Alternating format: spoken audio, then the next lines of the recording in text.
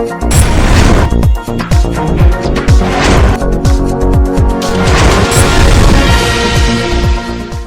आप देख रहे हैं एनपीटीवी न्यूज परिक्रमा और मैं हूं आपके साथ मानवी ठाकुर।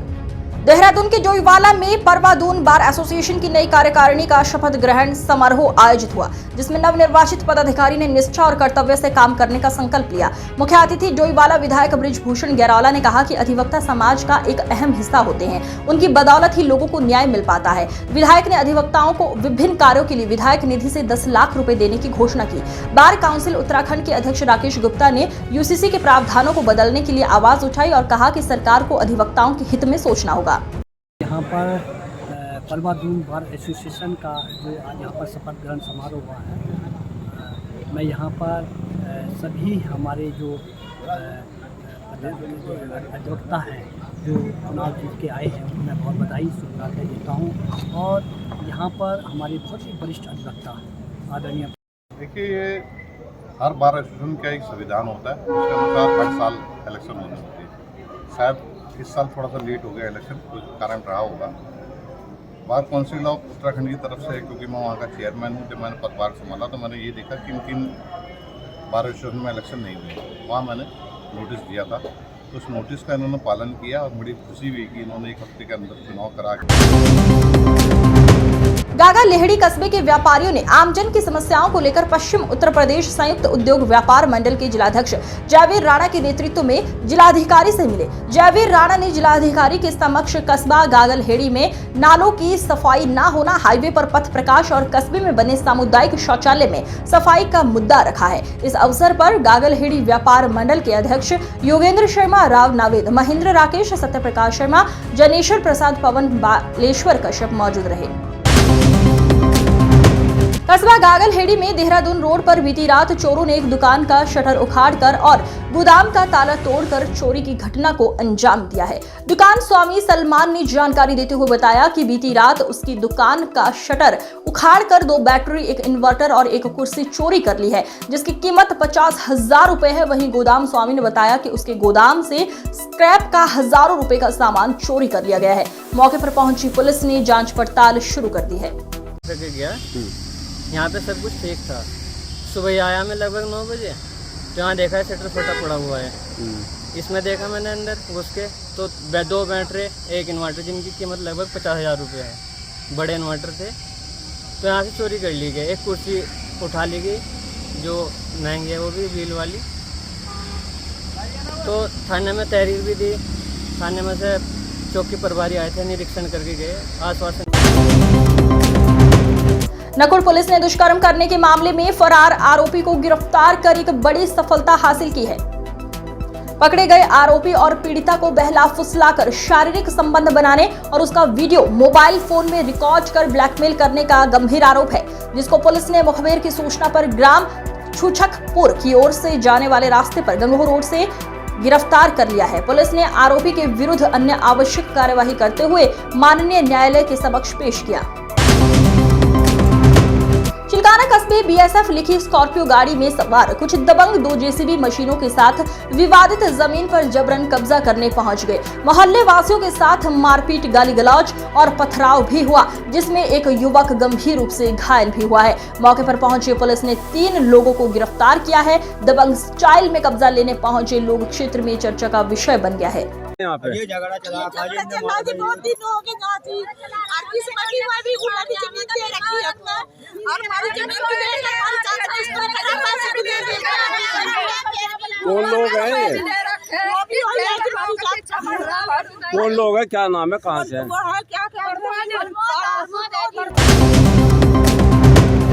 बरसात की पहली ही बारिश ने सरसावा नगरपालिका की कार्यशैली की पूरी हकीकत उजागर कर दी है। कस्बे की सड़कों से लेकर घरों और दुकानों तक बरसाती पानी नदियों की तरह बहता दिखा। अंबाला राष्ट्रीय राजमार्ग पर घुटनों तक जल भराव हो गया, जिससे लोगों को भारी दिक्कतों का सामना करना पड़ा। अब आने वाली कांवड़ यात्रा में कांवड़ियों को गंदे पानी में चलना पड़ सकता है। नाले की गलत डिजाइन और ठेकेदारों की लापरवाही ने इस समस्या को विकराल बना दिया है। आखिर इन सब का जिम्मेदार कौन है? कस्बा देवबंद में चोरों के हौसले इतने बुलंद हो चुके हैं कि अब वो निडर होकर मकानों में घुसकर चोरी करने लगे हैं। कस्बा देवबंद के मोहल्ला फौलादपुरा में देर रात चोरी करने की नीयत से एक चोर मोहतसीम के मकान में घुस आया और घर में रखे कीमती सामान चोरी करने का प्रयास करने लगा तो मकान स्वामी मोहतसीम ने उक्त चोर को रंगे हाथों पकड़कर पुलिस को सूचना दी। सूचना मिलते ही पुलिस मोहतसीम के मकान पर पहुंची और चोर को हिरासत में लेते हुए कोतवाली भेजा। वहीं पुलिस द्वारा आरोपी से पूछताछ की जा रही है। कस्बा देवबंद में पहली ही बारिश से नगर के कई मोहल्ले सड़कें तालाबों में तब्दील हो गए हैं। नालियों से निकलने वाला कचरा दुकानों और घरों के सामने इकट्ठा हो गया है, जिससे राहगीरों को काफी दिक्कतों का सामना करना पड़ रहा है। कोला बस्ती निवासी मौसम ने बताया कि बरसात की पहली ही बारिश से कोला बस्ती तालाब में तब्दील हो चुकी है। लोगों के घरों में पानी भर चुका है। ऐसे में घरों से निकलना मुश्किल हो रहा है। नगर की नालियां और सड़कें भी वर्षों से टूटी पड़ी हुई हैं, जिस कारण मोहल्ला तालाब में तब्दील हो चुका है। भाई पहली बारिश हुई नाला कोला बस्ती में लोगों के घरों में भी पानी भरा, गली तो गली घरों में भी पानी भरा। सब मजदूर आदमी है, घरों से बाहर निकलना मुश्किल होगा। काम पे किस तरह करेगा, मजदूरी पे किस तरह करेगा। और जब से चेयरमैन साहब बने एक मरतबा भी इन्होंने आगे नहीं देखा है कोला बस्ती में। गंगोह के कुरैशियान चौक पर नगर पालिका द्वारा सफाई न होने के कारण नाला गंदगी से अटा पड़ा है, जिसके कारण नाले का गंदा पानी दुकानों एवं घरों के आगे सड़क पर बह रहा है। नगर पालिका के प्रति लोगों में भारी रोष व्याप्त है। उनका कहना है कि कई नगर पालिका को सफाई की सूचना दी, मगर इधर कोई भी सफाई करने नहीं आता है, जिससे दुकानों पर ग्राहक व घर पर आने जाने वाले लोगों को इस गंदगी से होकर गुजरना पड़ता है और इस गंदगी से उत्पन्न होने वाली मौसमी बीमारी का भी भय सताता रहता है। जब बारिश आई जब से पानी ऐसे ही हो रहा है सर। किसी को शिकायत नहीं की? शिकायत तो 2 बार कर ली नगर पालिका में, आए बस फावड़ा सा मार के चले गए। और जो है ये पानी जब भी नहीं निकला, हम तो परेशान हैं यहाँ। पहले ही गाहक भी नहीं आ रहे, यहाँ की मरीज परेशान हो रहे हैं यहाँ से आने के लिए कि इस कदर है। नगर निगम ने आज वार्ड 38 में सड़क निर्माण में बाधा बन रहे 2 रैंप को प्रवर्तन दल ने जेसीबी से ध्वस्त कर दिया। वार्ड 38 घड़ी मलुक में नगर निगम द्वारा एक सड़क का निर्माण कराया जा रहा है, लेकिन 2 घरों के रैंप सड़क निर्माण में बाधा बन रहे थे। इस पर आज नगरा आयुक्त के निर्देश पर निगम के प्रवर्तन दल ने दोनों रैंप को जेसीबी की मदद से ध्वस्त कर दिया। कार्रवाई के दौरान प्रवर्तन दल प्रभारी कर्नल HB गुरुंग, संपत्ति सुरक्षा अधिकारी हरिप्रकाश कसाना व निर्माण विभाग के जेई मदन पाल की प्रवर्तन दल की पूरी टीम मौजूद रही।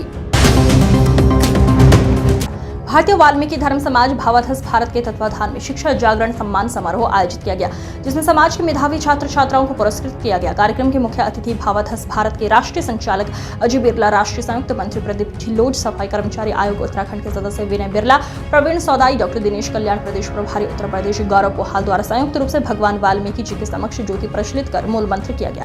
भावाधस भारत के राष्ट्रीय संचालक अजय बिरला ने बच्चों को सम्मानित करते हुए कहा, हमें बाबा साहेब डॉक्टर BR अम्बेडकर जी से प्रेरणा लेकर आगे बढ़ना चाहिए और बाबा साहेब के मंत्र जीवन में अपनाने चाहिए। शिक्षित बनो, संगठित रहो और संघर्ष करो। 3 साल जेल बनी है वहाँ पर पंजाब के अंदर। अभी भी दो समाज की लड़की आईएएस बनी हमारी।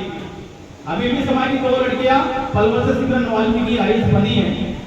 तो ये जो प्रोग्राम हो रहे हैं हमारे बीच में यहाँ पर, ये भारतीय वाल्मीकि धर्म समाज जो कंटिन्यू लगातार समाज के बीच में रहता है, ये समाज को जागरूक करने का काम कर रहा है। कस्बा नारौता के क्षेत्र में उस वक्त सनसनी फैल गई जब कुतुबपुर रजवाहे के पास पानी में एक अज्ञात व्यक्ति का शव पड़ा मिला। सूचना मिलते ही मौके पर पहुंची नारौता पुलिस ने शव को पानी से निकालकर पोस्टमार्टम के लिए भिजवाया। मृतक की उम्र लगभग 30 वर्ष की बताई जा रही है और शव के माथे पर चोट का निशान है व दाहिने हाथ पर AKF खुदा हुआ है।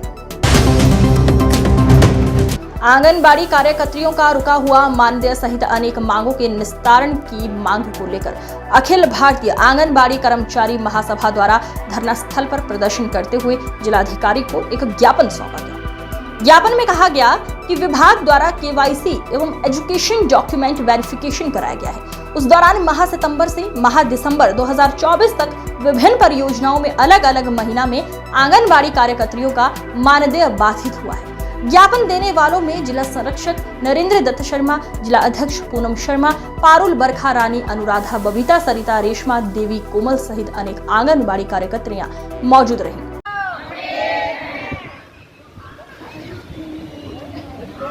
हमसे टकराएगा